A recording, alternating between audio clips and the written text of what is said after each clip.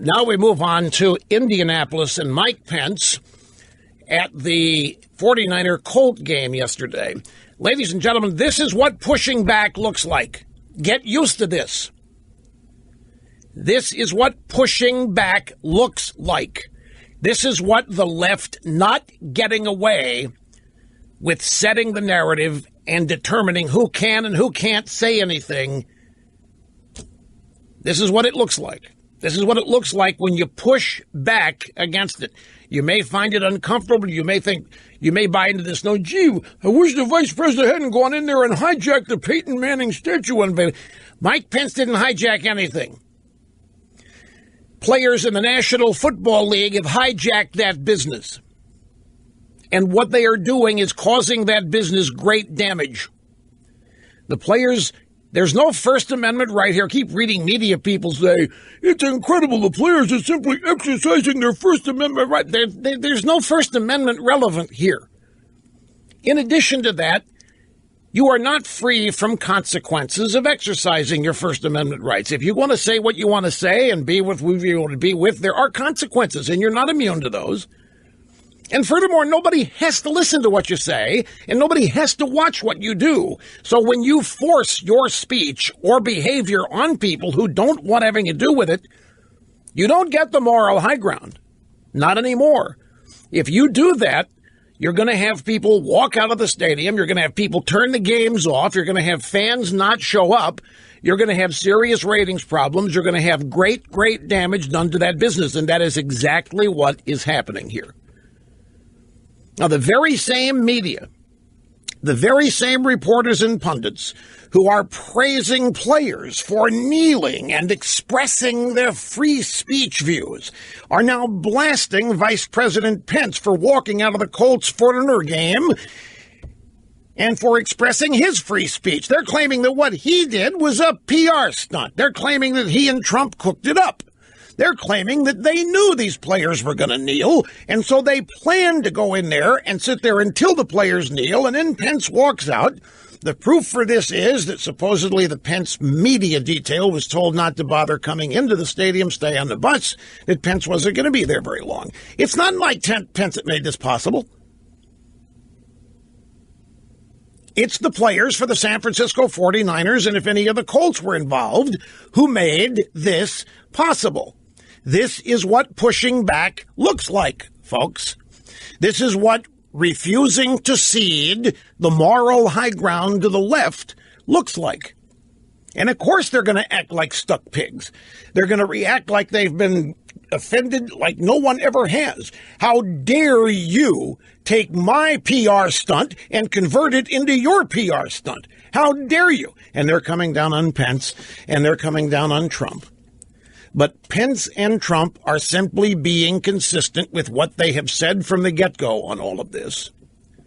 They are not. Pence has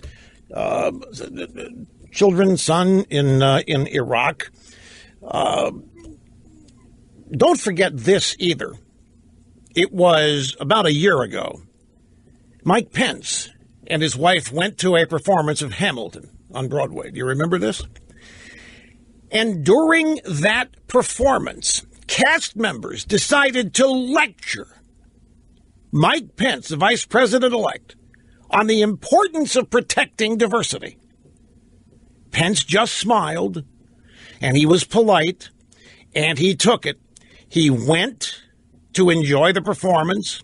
He wanted to go backstage, congratulate the cast on a job well done, but they mocked him and made fun of him and then lectured him while he's in the audience on the importance of diversity. Well, Pence and Trump are not taking it anymore, and this is what it looks like. For decades now, we have become conditioned to just accept any and all anti-American displays. We're supposed to be tolerant. We're supposed to sit back when they try to put out of business a bakery or a photography shop that refuses to cater, because of religious freedom in the Constitution, a gay wedding. Those businesses are sought, they are targeted, and they are sued. The people that run them are targeted for being put out of business. And we sit around and we just accept it. But we're not sitting around and we're not accepting it anymore. We're supposed to be tolerant, they tell us. So I give Trump and Pence credit for at least pushing back and trying to deprogram us a little, that we don't have to take it.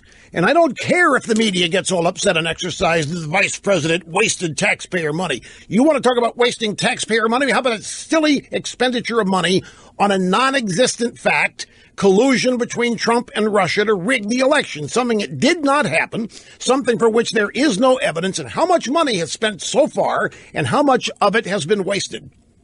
We never talked about all of the well, they didn't, we did. All the money it took to provide vacations and separate airplanes for the Obamas. And Mrs. Obama taking her own plane when she wanted to leave a day early. The Obamas set a record for the amount of taxpayer dollars spent on vacations. And we were told to just sit there and take it. The president was important. He needed his downtime, recharge the batteries. George W. Bush chopping wood in Texas was never said to need downtime to recharge his batteries. They accused him of not caring about the job, the people of the country, and going down to Crawford, Texas and wasting time because he was too stupid to know what was right and wrong anyway. You know, it's about wasting money when we had the national debt doubled under 7 years, 8 years of Barack Obama.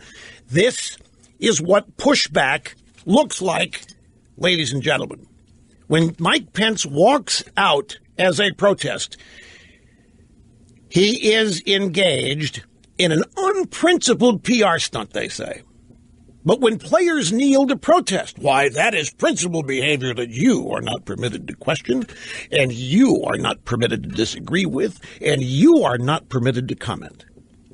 Everyday Americans get what's going on here. When hypocrisy is in the news, such as gun confiscation demands by those with bodyguards, for example. Yeah, my friends, all these Hollywood biggies and all these politicians are demanding the confiscation of guns, even though, by the way, I asked a question last week, Senator Schumer, can you name me a law that would have stopped the shooter in Las Vegas? And Dianne Feinstein has answered, and she's admitted there's not a law. How long is she for the Senate? She's out there saying, you're right, there isn't a law we could pass that would have prevented this. Thank you, Senator Feinstein. And these people demanding confiscation of guns require that their security details be armed. They're different than you. They're better. They are more important. They need armed guards. You don't need your gun. This is one of the reasons, one of the many why Trump wins. He wins because he's transparent. He's the voice of the people who make the country work, not the voice of the people who claim to do the country's thinking. And I don't mean this exclusively with matters of policy. Trump speaks on behalf of people who have been insulted and bullied and deceived. These NFL protests are not about policy. This is a cultural issue.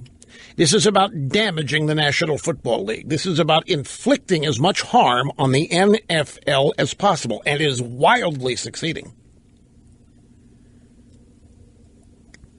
Millions of people pledge their allegiance to the Constitution and the flag, which represents that allegiance. That allegiance supersedes allegiance to any NFL team or to any cause. There's a strong and binding culture that exists among people who don't live in elitist bubbles. Donald Trump sides with the people because he thinks they're right. There isn't any hidden agenda here. There are no double standards. It's just simply about right and wrong. It's the practical expression of patriotism, and it's being assaulted. It is being impugned. It is being protested. And it goes against the grain of the thinking of the vast majority of the American people. And finally, people are pushing back against this. And the people who are engaged in these protests are acting so righteously offended and indignant that they're not being listened to, that they're not being heard, that what they're asking is not being replied to. Nobody has to listen to you, players. You don't get that right. Nobody has to agree with you. And furthermore, you do not get a pass on consequences when you engage your free speech rights or whatever else you think you happen to be doing. Having more fun than a human being should be allowed to have. Rush Limbaugh, America's real anchorman, right here behind the golden EIB microphone. And the fastest 3 hours in media, and a radio program still growing by leaps and bounds. Here's the phone number if you want to be on the program, the 800-282-2882, the email address, lrushmore@eibnet.us. Now, we'll get back to the stuff in Indianapolis, the Mike Pence and the supposed PR stunt. But I love it. I'm just telling you, I love it. It's what pushback looks like. And it's the left isn't used to this. They're used to owning what they define as the moral high ground. When they protest, everybody agrees with them, and you must shut up if you don't.